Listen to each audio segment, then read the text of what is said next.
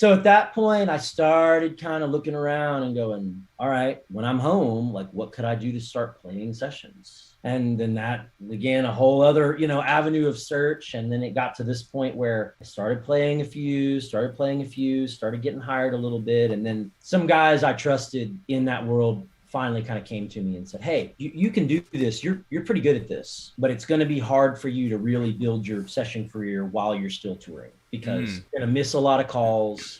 You're going to be gone. And it's, and bluntly, being low man on the totem pole, trying to break in, like I needed to be in a place where I could take the last minute stuff. Right. And so after a kind of a lot of thought and a lot of talks and a lot of consideration, once again, I left this real stable thing that was like I was on a salary with Josh and I could have stayed there till he retired. I could still be playing for Josh. He's still a friend to this day and he was a great boss.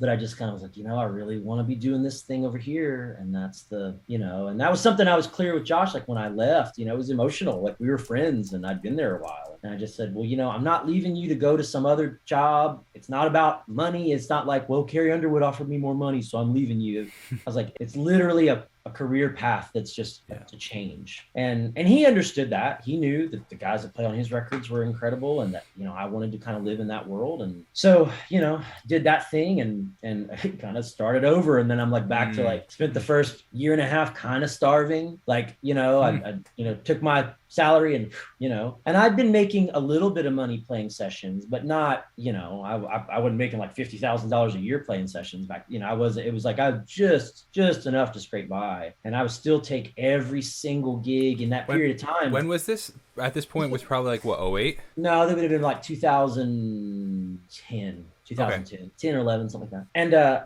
I wasn't doing sessions every day. And the other thing that a lot of people don't realize is like the session thing doesn't, the pay can be very delayed, right? Because you don't like leave with a check. It's like, well, when the stuff gets done, they send you a check. And sometimes it takes a while. You do a demo session that's going to pay you $170 and it might be 3 months before the check shows up.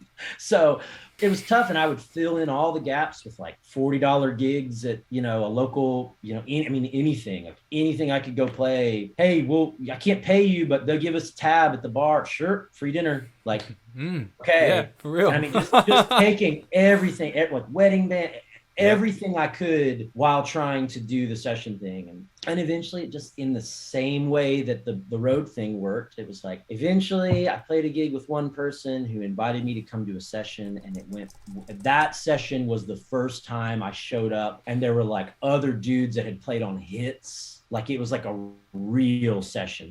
And one guy from that got my number and called me on a thing. And then the next time I did a session, one of the other writers was like, hey, I really like what you do. Would you come do a session with us? And all those things. And so it all kind of went from there again, so, and that's where, I find myself today, just kind of riding that whole thing.